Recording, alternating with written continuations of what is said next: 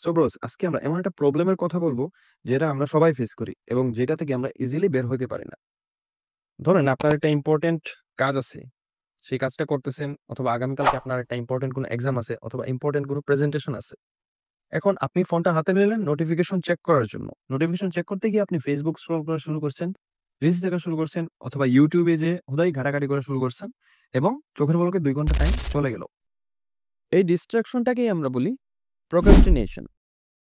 এখন আসেন আরেকটা নতুন ওয়ার্ড ইউজ করি, সেটা হচ্ছে ডিপ ওয়ার্ক। ডিপ ওয়ার্ক কি? ডিপ ওয়ার্ক হচ্ছে প্রোক্রাস্টিনেশন ছাড়া ফুল কনসেন্ট্রেশন দিয়ে কোনো কাজ যদি আপনি করতে পারেন সেটাকে বলে ডিপ ওয়ার্ক। এখন ডিপ ওয়ার্ক একজন সাধারণ মানুষের পক্ষে ২ থেকে ৪ ঘন্টার বেশি করা যায় না।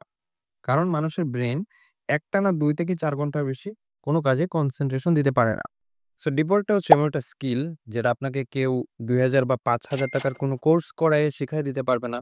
আপনার এটা নিজেই গেইন করা লাগবে। কেউ আপনাকে এই ডিপ ওয়ার্ক জিনিসটা খাওয়াই দিবে না। চিন্তা করি না ভাই, প্রোক্রাস্টিনেশন আমাদের সবারই হয়। আমরা সবাই ফেসবুকে ঢুকে নোটিফিকেশন দেখতে গিয়ে ২-৩ ঘন্টা সময় এমনিই ওয়েস্ট করি। সো এখন কাহিনী হচ্ছে আপনি এই প্রোক্রাস্টিনেশন ছেড়ে আপনি কিভাবে আপনার কাজে মনোনিবেশ করবেন। আপনার কোনো কাজ প্রোডাক্টিভলি করতে হলে ১ম এই আপনার ওয়ার্ক প্লেসটাকে গুছাইতে হবে। যেমন আপনি যেই টেবিলে বসে কাজ করবেন অথবা যেই টেবিলে বসে পড়ালেখা করবেন, সেই টেবিলটাকে আগে ভালোমতো গুছাতে হবে। আপনার যদি একটি সাজানো গোছানো টেবিল থাকে, সেখানে আপনার কনসেনট্রেশন অনেক গুণে বেড়ে যাবে। So the main point is leave your comfort zone and start your work. If you can leave your comfort zone, আপনি ইজিলি আপনার কাজটা শুরু করতে পারবেন। সো আপনার নেক্সট কাজটা হচ্ছে প্ল্যানিং। আপনি টেবিলে বসছেন, এবার আপনাকে প্ল্যান করতে হবে যে আপনার কাছে ২ ঘন্টা সময় আছে। এই ২ ঘন্টা সময়ের মধ্যে আপনি কি করবেন? যেমন আপনি কেমিস্ট্রি ৩ টা চ্যাপ্টার শেষ করবেন।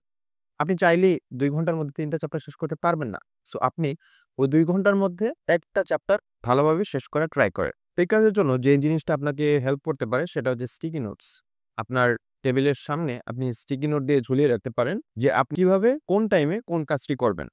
এখন আপনার ওয়ার্ক প্লেস রেডি, আপনার প্ল্যানিংও ডান যে আপনি কাজটি শুরু করবেন, তখন হুট করে আপনার ফোনের নোটিফিকেশন বেজে উঠল এবং ফোনের নোটিফিকেশন পেয়ে আপনি ফোন চেক করা শুরু করলেন এবং সাথে, সাথে আবার সেই প্রোক্রাস্টিনেশন এর দুনিয়াতে ঢুকে গেলেন। সো এটা করা যাবে না।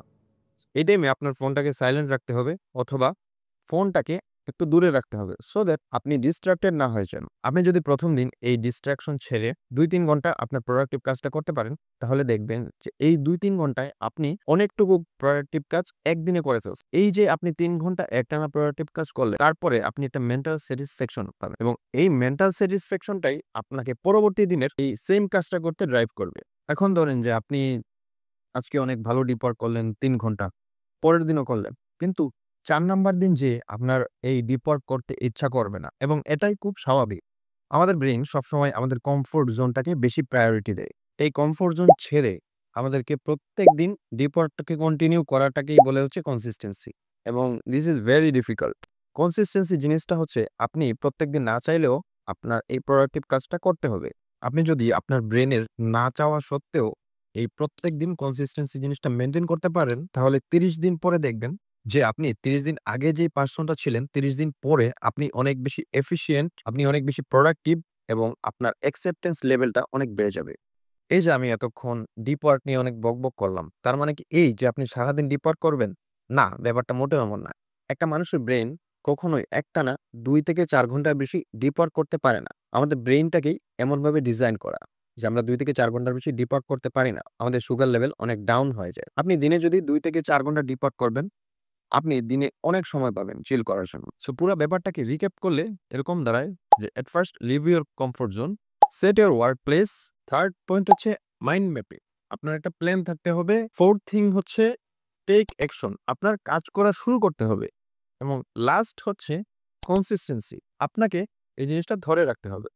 আপনি যদি এই কাজগুলা কন্টিনিউয়াসলি রিপিট করতে থাকেন, তাহলে একসময় ব্যাপারটা আপনার হেবিটে কনভার্ট হবে এবং ব্যাপারটা যখন আমাদের হেবিটে কনভার্ট হয়ে যাবে, তখন এই কাজগুলো করতে আমাদের প্যারা লাগবে না। সো আজকের ভিডিওর বটম লাইন হচ্ছে আপনি সবই করবেন, চিল করবেন, আড্ডা মারবেন, গেম খেলবেন, ফ্রেন্ডদের সাথে ঘুরতে যাবেন। তার সাথে দিনে এমন একটা টাইম রাখুন যেই টাইমে আপনি ডিপ ওয়ার্ক করবেন এবং আপনার যে পেন্ডিং কাজগুলো আছে এই জিনিসটা যাতে আপনি without any distraction deep work করতে পারেন সো দ্যাট আপনার দিনের বাকি টাইমটা আপনি ভালোভাবে কাটাতে পারেন।